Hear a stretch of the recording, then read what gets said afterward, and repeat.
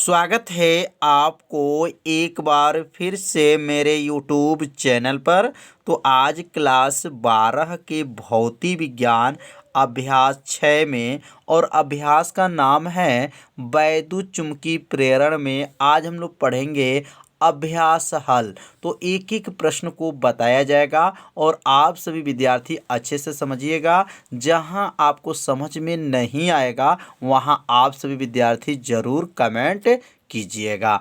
तो पहला प्रश्न है चित्र 6.18 लिखा गया ए से एफ में वर्णित स्थितियों के लिए प्रेरित धारा की दिशा की प्रगुप्ति कीजिए। मतलब इसमें जो है प्रेरित धारा की दिशा क्या होगा इसमें प्रश्न में पूछा जा रहा है। तो एक एक प्रश्न को आप सभी विद्यार्थी अच्छे से समझिएगा। तो यह पहला जो क्वेश्चन है, अब इसका चित्र के बारे में समझ लेंगे। तो यह चित्र जो देख रहे हैं जो बना हुआ है पहला क्वेश्चन है।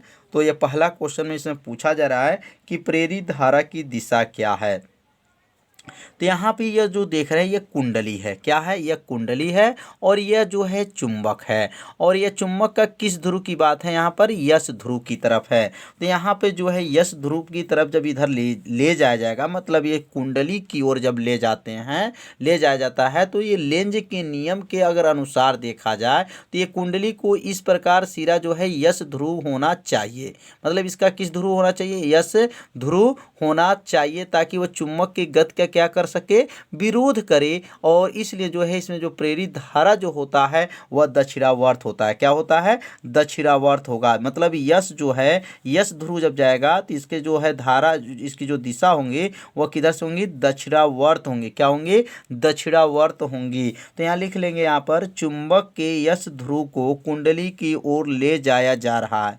मतलब ये जो है चुंबक को यस ध्रुव को क्या हो रहा है? कुंडली की ओर जब ले जाया जा रहा है तो अतः लेंज के नियम के अनुसार कुंडली का इस ओर का दिशा, इस ओर का सिरा भी यस ध्रुव होना चाहिए। मतलब जो यह जो चुंबक को जब कुंडली की ओर ले जाया जाता है तो इसकी भी जो दिशा है वह जो सिरा जो है किधर होनी चाहिए? यस ध्रुव होनी चाहिए, ताकि यह चुंबक की गति का क्या करे? विरोध करे। इसलिए कुंडली में जो प्रेरित धारा दक्षिणावर्त दिशा में अर्थात क्या हो जाएगा? क्यू आर पी क्यू, ये दक्षिणावर्त है। क्या है? दक्षिणावर्त दिशा में जो है गति करेंगे। तो लिखेंगे यहाँ पर जो इसकी जो प्रेरित धारा है दक्षिणावर्त दिशा अर्थात क्यू आर पी क्यू दिशा में बहेगी। मतलब जब यह चुंबक जो है इस कुंडली की ओर जाएगा तो इसकी जो धारा होगा वह किस दिशा में होगा? दक्षिणावर्त दिशा में होगा। और दक्षिणावर्त दिशा कौन है? तो क्यू है, आर है, पी है, क्यू है। तो यह दक्षिणावर्त दिशा में इसमें जो है धारा बहेगी। तो समझ में आ गया होगा। पहला जो कुंडली और जो चुंबक के बीच में जो है प्रेरित धारा की दिशा बताना था। अब यहाँ पे ध्यान देंगे, यहाँ पे दो कुंडलियाँ हैं। अब एक जो है बाईं तरफ, एक और है दाईं तरफ है। अब इसमें बाईं दाईं तरफ जो बना हुआ है इसमें बताना है कि मतलब ये चुंबकीय बल रेखाएं किस दिशा की ओर होंगी। तो यहाँ लिखेंगे चुंबक की गति का विरोध के लिए लेंज के नियम के अनुसार बाईं ओर की कुंडली का चुंबक का ध्रुव यस की ओर वाला सिरा यस बनना चाहिए। मतलब जो है चुंबक की जो गति का विरोध के लिए किसका नियम लागू होता है? तो लेंज का नियम है। तो अगर लेंज का नियम आप नहीं जानेंगे तो इसे जो है जो बहुत कम समझ में आएगा। इसलिए पहले लेंज का नियम आप लोग वीडियो देख लीजिए, प्लेलिस्ट में वीडियो है लेंज का नियम क्या होते हैं और लेंज ने क्या क्या बात बताए थे। तो इनकी बातों को अगर आपको समझे होंगे तो यह जो कुंडली के बारे में भी आपको अच्छे से समझ में आ रहा होगा। यदि आप लेंज का नियम नहीं जाने होंगे तो यह थोड़ा सा कम आप लोग को समझ में आएगा। इसलिए जो है लेंज वाला जो है नियम वाला वीडियो को आप लोग जरूर देख लीजिए।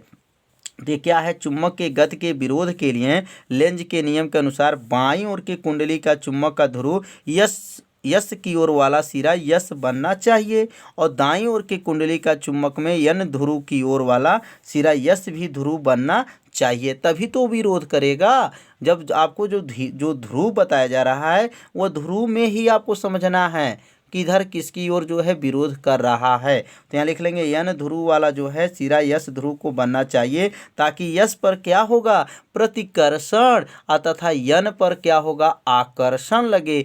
इसलिए बाईं ओर की कुंडली में धारा दक्षिणावर्त, बाईं ओर की जो कुंडली होगा इसमें धारा क्या होगा, दक्षिणावर्त। दक्षिणावर्त मतलब क्या, यहाँ चलेंगे पी से, पी है, आर है, क्यू है और पी है, यह दक्षिणावर्त है। यह किस दिशा में है, दक्षिणावर्त, पी आर क्यू पी। तो यह दक्षिणावर्त तथा दाईं ओर की कुंडली में धारा जो है वाई जेड, क्या हो जाएगा, वाई जेड एक्स वाई होगा, दिशा में प्रेरित होनी चाहिए।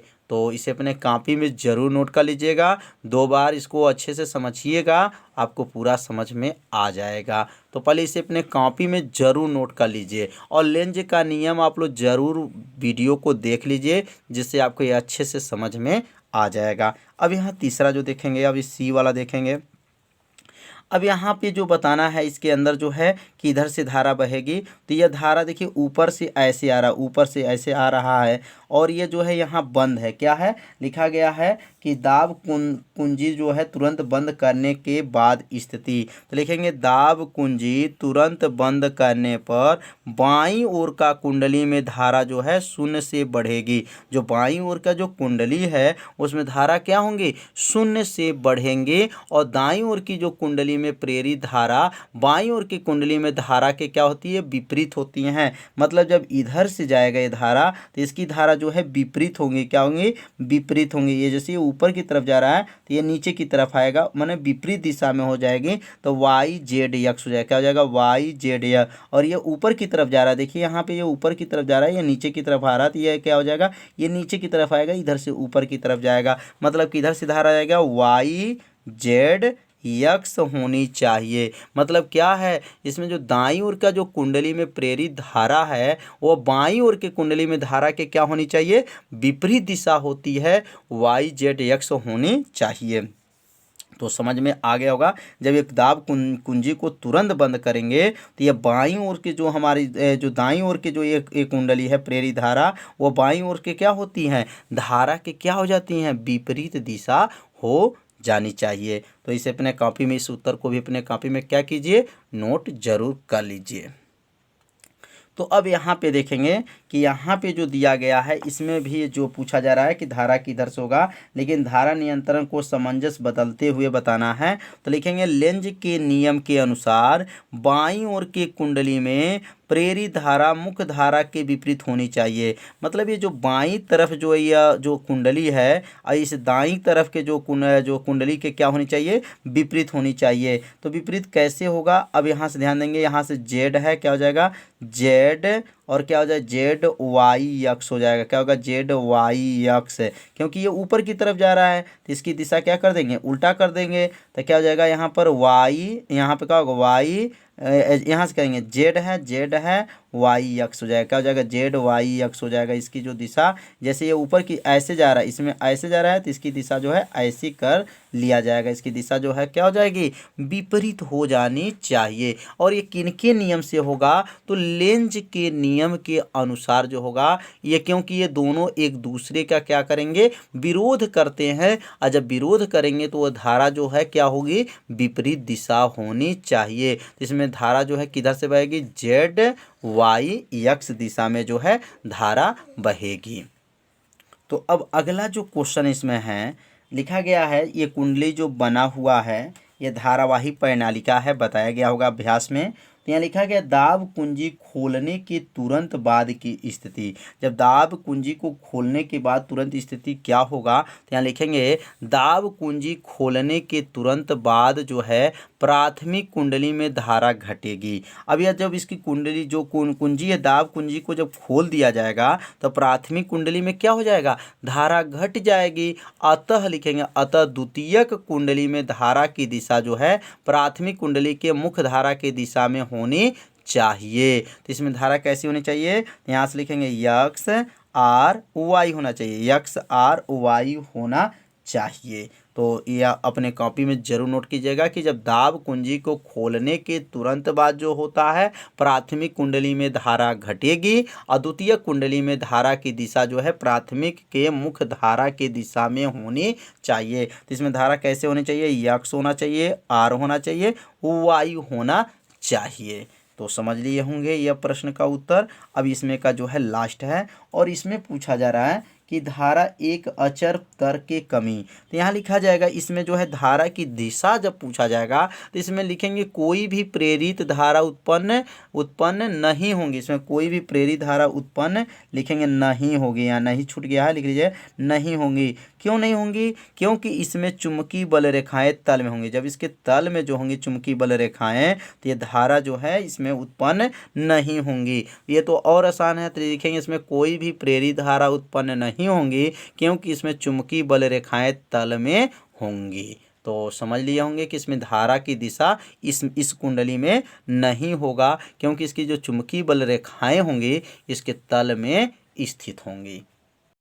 तो अब सीखेंगे प्रश्न नंबर 2। तो प्रश्न नंबर 2 में क्या है, चित्र 6.19 में माने 1.9 मतलब जो 19 नंबर का ये चित्र बना हुआ है में वर्णित स्थितियों के लिए लेंज का नियम का उपयोग करते हुए प्रेरित वैद्युत धारा की दिशा ज्ञात कीजिए। तो लेंज का नियम आपको नहीं याद होगा तो आपको कम समझ में आएगा, और लेंज का नियम जानते होंगे तो आपको अच्छे से समझ में आएगा। तो यहाँ लिखा गया है जब अनियमित आकार का तार वृत्ताकार लूप में बदल रहा है।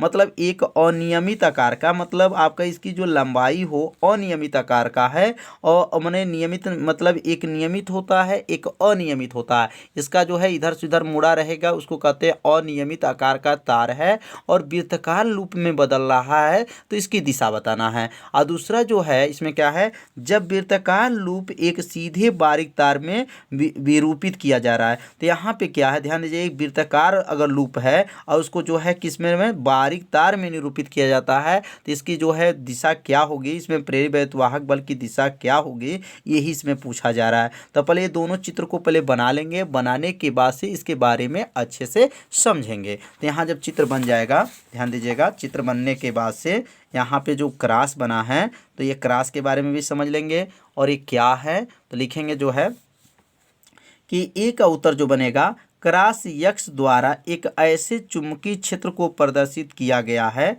मतलब क्योंकि यह अनियमित लंबाई का है, क्या है अनियमित जो है यह लंबाई का है, अनियमित आकार का जो है ये तार है। तो लिखेंगे क्रॉस यक्स द्वारा एक ऐसे चुंबकीय क्षेत्र को प्रदर्शित किया गया है जिसकी दिशा कागज के तल के लंबवत भीतर की ओर है। क्योंकि इसमें जो कागज के तल के लंबवत क्या है, भीतर की ओर है।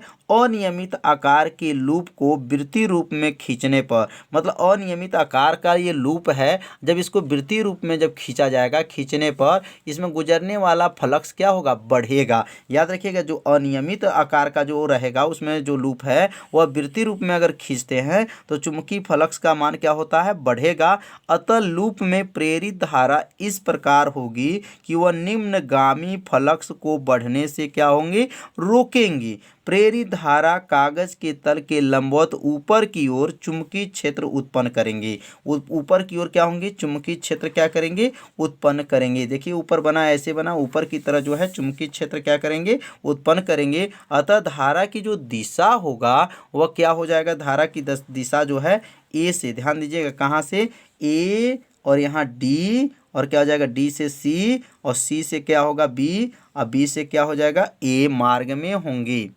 तो ध्यान दीजिए कैसे होगा, ए से डी, डी से सी, सी से बी, बी से ए जो है मार्ग में अनुसरण करेंगी। तो यहाँ पे जो है इस उत्तर को अपने कॉपी में क्या कीजिएगा, नोट कर लीजिएगा। किधर से गया है, ए से डी, डी से सी, सी से बी के दिशा में यह क्या करेंगे, उसका जो है प्रेरित वैद्युत वाहक बल की दिशा को क्या करेंगे, प्रदर्शित करेंगे। तो इस उत्तर को आप सभी विद्यार्थी पहले अपने कॉपी में क्या कीजिए, नोट कर लीजिए, और इसे जब 2 बार पढ़िएगा ना तो आपको अच्छे से समझ में आ जाएगा। तो अब बी वाला जो उत्तर होगा, अब कह रहा है इसमें भी आपको बताया गया है कि जो यह वृत्ताकार लूप है और ये वृत्ताकार लूप को तार में, मतलब उसमें समझिए बारीक तार में अगर निरूपित कर दिया जाए तो क्या बनेगा, इसका चुंबकीय जो क्षेत्र के चुंबकीय जो प्रेरित वाहक बल है वह क्या होंगी। तो लिखेंगे चुंबकीय क्षेत्र कागज के तल के लंबवत बाहर की ओर होंगे, क्योंकि ध्यान से देखिए ये बाहर की ओर हो रही है चित्र में, इधर भी जो इधर जो है बाहर की ओर होंगी।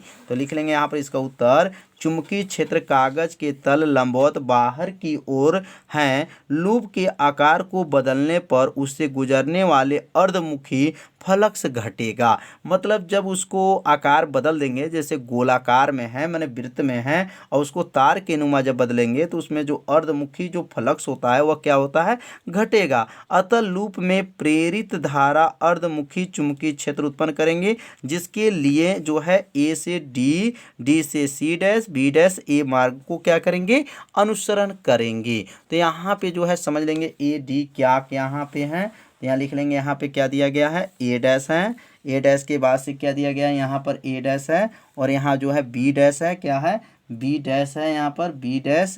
बाहर की तरफ में देखेंगे तो यहाँ बी डैश है, बी डैश है, बी डैश के बाद से यहाँ देखेंगे यहाँ पर क्या है, यहाँ पर सी डैश है। तो क्या लिखेंगे यहाँ पर A dash, B dash, C dash, और सी डैश के बाद से यहाँ लिखेंगे, देखेंगे बाहर क्या है, डी डैश है। तो यहाँ चालू होगा ए बी सी, और ये क्या हो जाएगा, डी। मतलब ए और सी जो है ये अंदर की तरफ है, और बी जो है, डी जो है बाहर की तरफ रहेगा। याद रखिएगा इसमें जो धारा जो होगा कौन सा होगा, ए के बाद से क्या कहेंगे, ए से आपका इधर से हम चलेंगे ए डी, क्योंकि इसमें भी हम लोग किधर चल रहे थे, A D C B, A D C B इसमें भी चल रहे थे।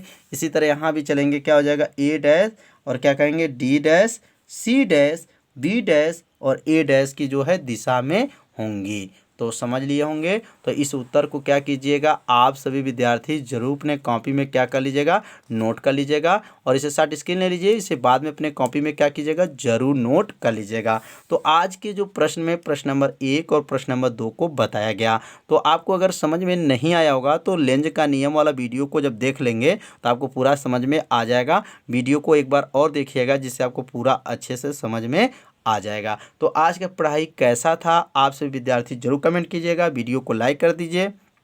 चैनल पर यदि आप पहली बार आए होंगे तो चैनल को सब्सक्राइब और घंटी दबाना मत भूलिए। तो मिलते हैं अब अगले भाग में, तब तक के लिए सभी विद्यार्थियों को नमस्कार।